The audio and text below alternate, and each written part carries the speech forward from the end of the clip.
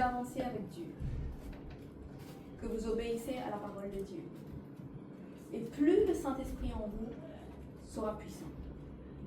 Et plus vous allez développer ce qu'on appelle le sixième sens.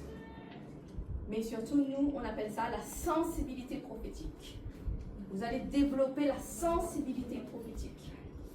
Et quand on développe la sensibilité prophétique, on développe les sens spirituels. Donc ça veut dire que vous aurez plus de songes, plus de rêves. Dieu va vous montrer qui vous attaque. Plus vous êtes proche de Dieu, plus il va vous montrer comment la personne a fait avec vos étoiles, avec votre étoile. Il va vous montrer que telle personne a mis un voile dessus pour que ça brille moins. Et c'est pour ça que vous êtes dans le noir ici, là, sur la terre. Il va vous montrer comment il a mis les démons pour cacher votre étoile. Que les démons s'accrochent à cette étoile pour que l'éclat de cette étoile ne puisse pas être vu. C'est pour ça que Dieu nous demande d'avancer, de se rapprocher de lui. Et plus on est intime avec le Saint-Esprit, parce que vraiment il faut développer cette intimité avec le Saint-Esprit.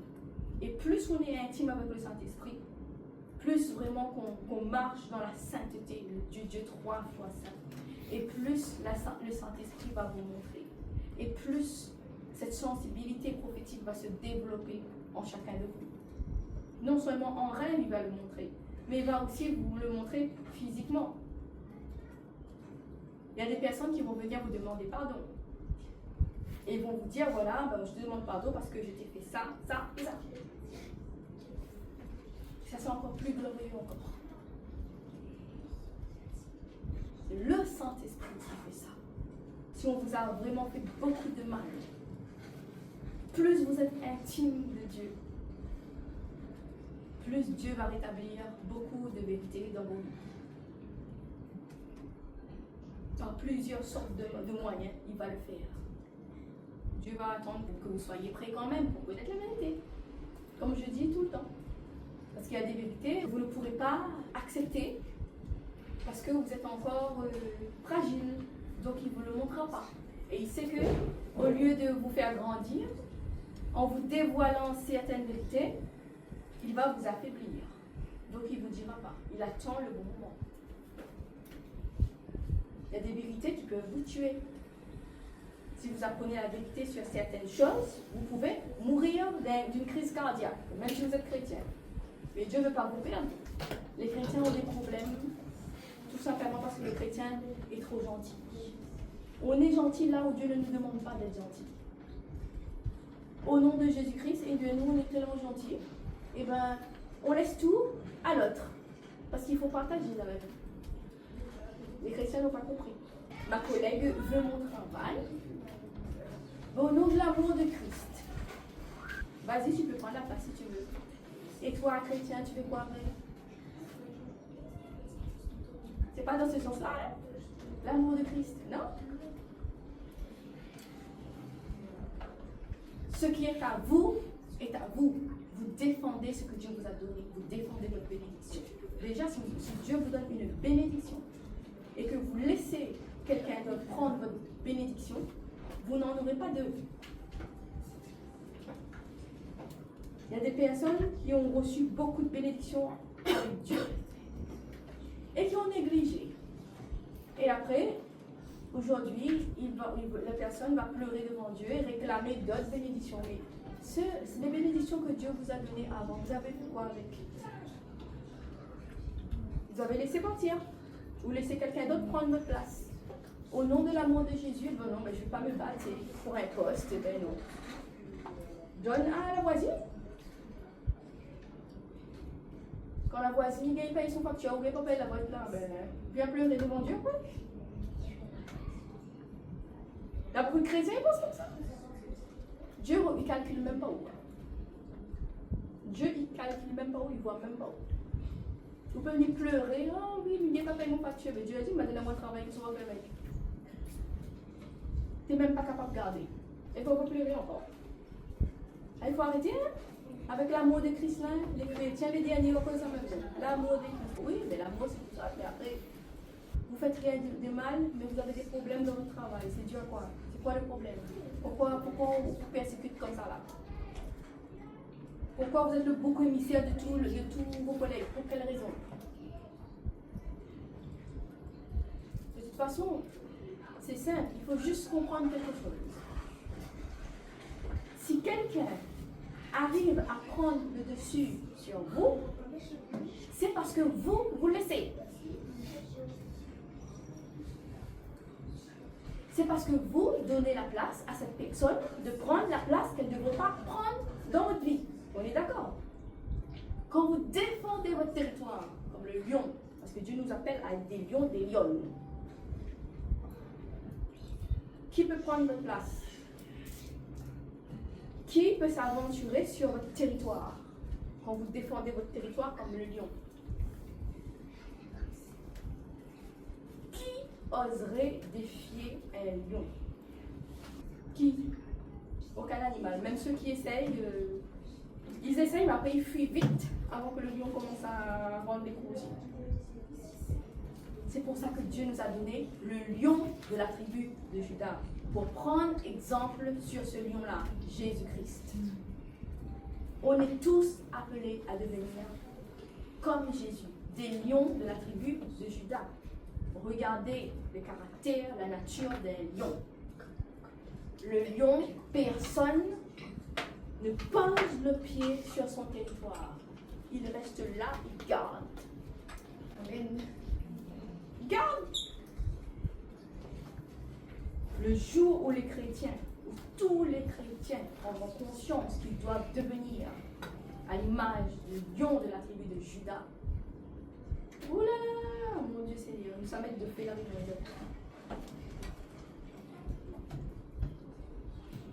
On mettra le feu là où on ira.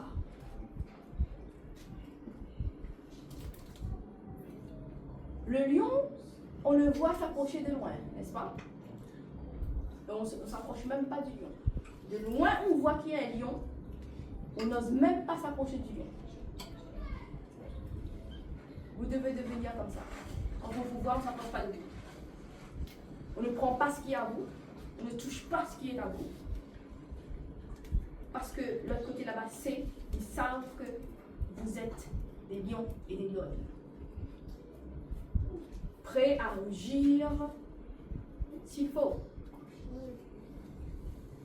Et nous les petits chrétiens, Jésus je t'aime, Jésus je t'adore, Jésus je t'aime, Jésus je t'adore, Alléluia, Alléluia, Jésus, Jésus. Et alors votre vie change? Il change. En tout cas, depuis qu'il fait ça, mon vie a changé. Quand on aime Jésus, je peux chanter de toutes mes forces, de toute mon âme. Jésus, je t'aime, je t'adore. Ma vie reste pareille.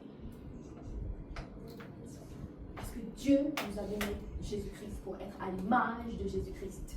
Non plus cet agneau-là, où tout le monde vient marcher dessus. Agneau plein de coton doux là. Oh, petit mouton, petit mouton. Le loup y arrive, il trappe l'agneau, il crache un bout de déchire, il râle l'agneau, il secouille un coup, il jette la patte. Est-ce que quand les lions de la tribu de Juda à l'image d'un lion, est-ce que le loup est capable de venir frapper à où le lion comme ça? Arracher un bout de tuyau, jette des coups là-bas, secouille des coups, il est capable?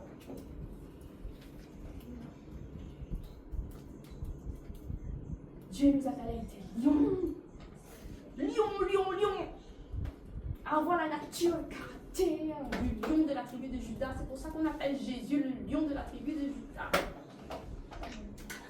Quand on vous voit de loin, on ne s'approche pas. Si on s'approche encore du bout, il y a un problème. Après, les gens peuvent dire n'importe quoi sur vous, parce qu'ils ne peuvent pas s'approcher de vous. Ils ne peuvent pas entrer sur votre territoire. Parce que votre territoire, c'est gardé. C'est le territoire du Dieu 3 fois saint. C'est le territoire du lion de la tribu de Juda. Personne ne peut rentrer dans votre territoire.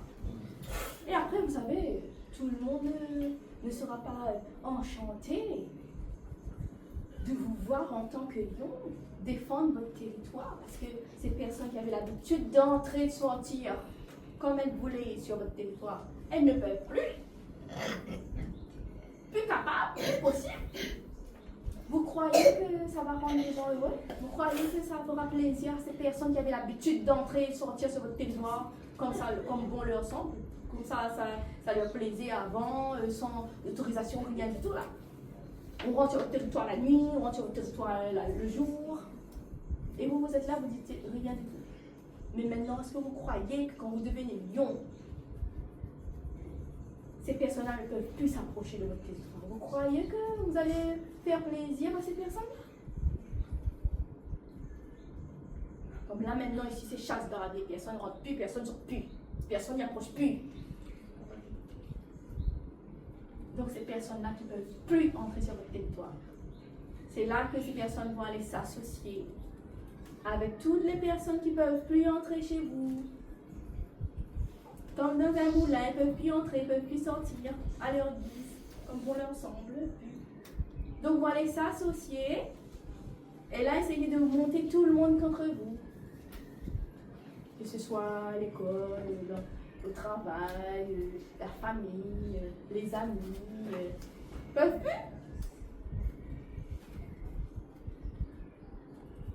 Donc on laisse. Et nous on reste lion gardien de notre territoire. Celui qui s'approche, il cherche les problèmes. Tant pis pour lui. Dieu a dit, touche pas. Touche pas à ceux qui lui appartiennent. On ne touche pas. Vous touchez, vous cherchez les problèmes. Alors là, vous êtes prévenus. C'est pas que des paroles en l'air. Après on va dire, ah oui, les sorciers, la sorcellerie. Et tout ce que les gens font contre un serviteur de Dieu, les enfants de Dieu, se retournent comme un boomerang vers eux. Amen. C'est la logique des choses. Nous, on ne fait rien. Savoir les sciences occultes, faut envoyer par ici. Il n'a pas compris. Lui, il n'a pas compris. Quand il est envoyé par ici, donc vous savez quoi? Dieu l'a fait en sorte que nous, on a des yeux devant. On a des yeux devant, vous êtes d'accord? Donc quand il est envoyé par ici, moi, il est censé être comme ça. Donc il ne voit pas. Mon yeux le devant, mais ça va devant. Envoyé. Il tape dedans, il y a Antoine Béali. Et après, on va dire, c'est moi qui fais la sorcellerie. Ou envoie, ou récupère. C'est ça, il appelle le karma, non? En général, c'est ce qu'il appelle le karma, oui. Vous connaissez, nous ne parlons pas de karma, nous parlons de justice. De la justice divine. Mais bien sûr, mais c'est ça. Le bien qu'on fait à autrui, il retourne vers vous. Le mal qu'on fait à autrui, eh bien, il retourne vers vous. C'est voilà, c'est ce qu'il appelle le karma, c'est la justice divine, c'est tout ce que. Cette justice existe. Tout ce que vous avez fait sur la terre, il retourne vers Exode enfants. C'est clair. Dans n'importe quelle religion, le mal qu'on fait retourne vers vous. Ben oui, quand quelqu'un fait du mal, Dieu n'est pas censé savoir, Dieu doit les tourner. Le Dieu est devant, Dieu donne à nous les yeux de devant, justement pour aller vers l'avant. Donc nous, on ne peut pas avoir les yeux derrière pour vérifier qu'est-ce qui se passe dans notre dos. On est d'accord? Si Dieu avait voulu qu'on regarde en arrière, il nous aurait mis les yeux derrière la tête. On est d'accord? Donc il nous a mis les yeux devant, pour aller dans la direction devant, comme les hôtesses de l'air. Devant, à gauche, à droite. Nous, ça va devant, devant. Donc tout ce qui se passe derrière là, ça nous regarde pas. Ils peuvent envoyer. Nous, on est cachés en Jésus-Christ. Amen. C'est là que cette parole prend tout son sens. On est cachés en Jésus-Christ. Quand ils envoient, Dieu met une barrière de feu autour de nous, invisible. Mais cette barrière-là, elle existe vraiment. Donc quand la personne envoie le mal pour vous, ça tape dedans, Et ça retourne pour l'envoyeur. C'est pour ça qu'on dit retourne l'envoyeur. Donc la personne là, j'espère qu'elle est bien assurée, qu'elle a bien garantie. Mais par contre, si vous êtes un chrétien naïf, mais désolé, mais tout ce qu'il y a envoyé de dos, ça gagne rien. Et c'est ce qui arrive à beaucoup de chrétiens. Ils croient en Dieu, ils croient en Jésus, mais tout ce que tu gagnes dans une dose, tu reçois tout. Tous les assauts de Satan, tu vois les conséquences.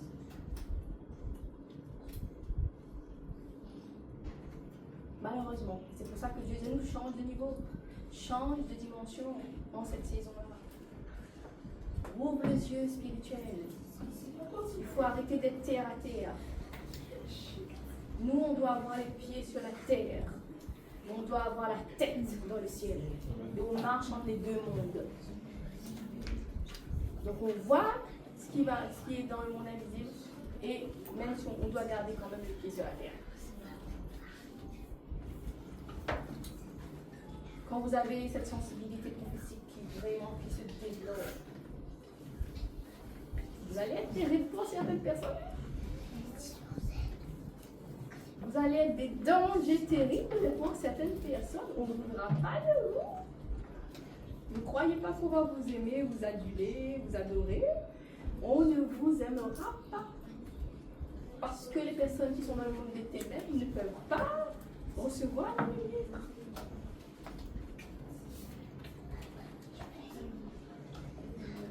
Donc surtout, il faut même plus se plaindre. Si on ne vous aime pas, eh bien tant pis. Hein. Dieu vous aime. Dieu nous aime. Même si on ne vous aime pas, Dieu nous aime. Et il nous aime tellement qu'il nous a donné son esprit le plus précieux, le Saint-Esprit. Pour qu'on puisse maintenant se défendre. Et avoir aussi cette longueur d'avance que nous n'avions pas avant de recevoir Jésus. Cette longueur spirituelle. Les chrétiens sont en retard. Hein. Mais regardez, dès qu'on essaye de se lever, tout de suite c'est la secte. Ah oui, secte. Pour essayer de défaire. C'est pour ça qu'il faut laisser passer toutes les choses qu'on va avoir, les persécutions, les accusations. Toutes les critiques qu'on peut avoir. Parce que le monde n'a pas l'habitude de voir des chrétiens avoir les yeux révélés ouverts, les yeux spirituels surtout. Parce qu'en général, ils ont essayé de s'accaparer ce monde-là pour le monde des ténèbres. Mais maintenant, un chrétien qui se lève et qui entre dans ce monde-là, on ne veut pas les vous. On ne veut pas les vous dans ce monde-là.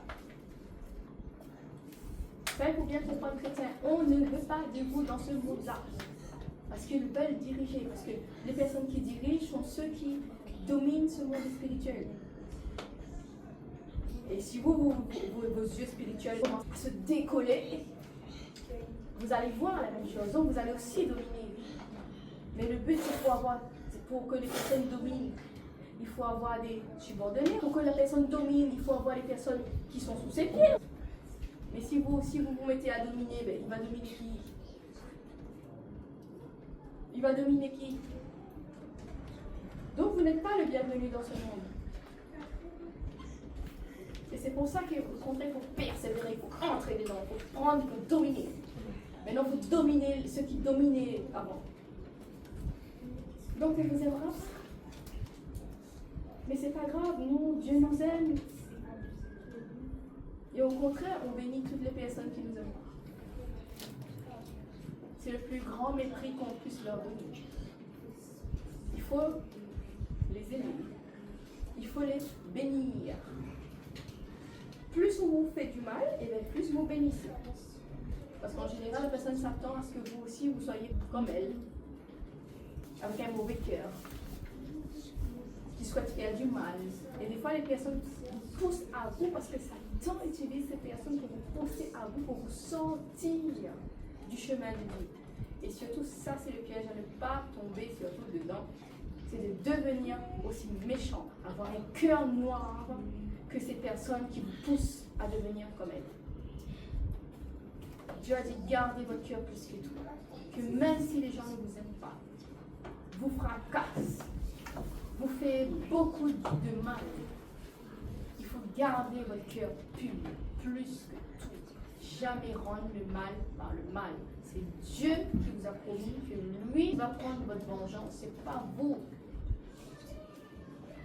Et ça, vraiment, c'est le secret de la puissance du Saint-Esprit. Ne jamais rendre le mal qu'on vous a fait. Au contraire, si on vous fait mal, vous pouvez pleurer. Allez-y dans les pieds de Jésus. Allez pleurer là-bas. Dites à Jésus, qu'est-ce qu'on vous a fait? Ne rendez surtout pas par vous-même. Parce que la vengeance de Dieu est plus terrible. Mais au contraire, le fait que vous ne rendez pas, elles vont croire qu'elles ont gagné. Mais c'est Dieu qui va vous venger. Même si ça prend du temps. Des fois, on dit, mais Seigneur, telle personne a fait moi ça, fait moi ça, fait moi ça. Pour ça, Dieu attend. Pourquoi Dieu est lent comme ça? Pourquoi Dieu est lent? Pourquoi il ne bouge pas? Donc, quand ça le fait moi là, il regarde là, comment il est l'école? On va dire ça, nous. Et des fois, quand on voit Dieu qui ne bouge pas, Dieu prend trop son temps, et bien, qu'est-ce qu'on va faire? Eh bien, on a tendance à essayer de prendre la place de Dieu et de faire bouger un peu plus les choses. Donc, on va essayer de rendre par nous-mêmes, parce que Dieu prend tout le temps. Il prend trop le temps. Et si vous faites ça, Dieu ne peut pas vous venger. Donc, on se détourne du mal, on ne comprend pas. Le mal que la personne vous a fait retournera sur cette personne. Vous devez vous tourner vers Dieu uniquement. Croire, avoir la foi en Dieu. Et laisser cette personne de côté. Oui, ça fait mal, on a pleuré. Dieu a entendu. Maintenant, on avance, on laisse. Et Dieu a dit, vous allez voir comment seront payés les méchants. Vous allez voir, même si ça prend du temps. Ils vont payer très cher. Et vous serez là, vous serez vivant pour voir avec vos deux yeux physiques comment Dieu va vous rendre vengeance auprès de cette personne-là. Ah, Dieu prend le temps, mais quand Dieu fait là, son vengeance-là, nous n'imaginons même pas qu'il est possible qu'il existe des vengeances par la vie. Dieu, il fait au-delà même de ce que nous-mêmes que nous imaginons. Peut-être pas comme nous voulons, mais Dieu, il rend. Parce que Dieu, c'est le Dieu de la justice. Donc, on va pleurer, on réclame justice. Et après, on laisse de côté et on avance. Dieu recueille les larmes. Chaque goutte de larmes, Dieu recueille. Comme il dit dans l'Apocalypse, Dieu recueille chaque goutte de larmes de ses enfants.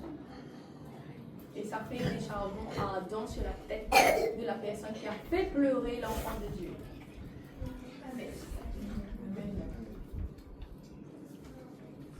Ah oui, Dieu prend élan à la colère. C'est pour ça Dieu laisse des fois la personne venir de vous demander pardon avant d'agir. Il y a des personnes que vous n'allez même pas vous attendre qui vont venir vous demander pardon. Alors ne soyez pas choqués, ne soyez pas surpris. Et vous allez comprendre pourquoi vous avez eu tel problème à ce moment-là, parce que la personne va vous demander pardon, elle va vous dire ce qu'elle a fait.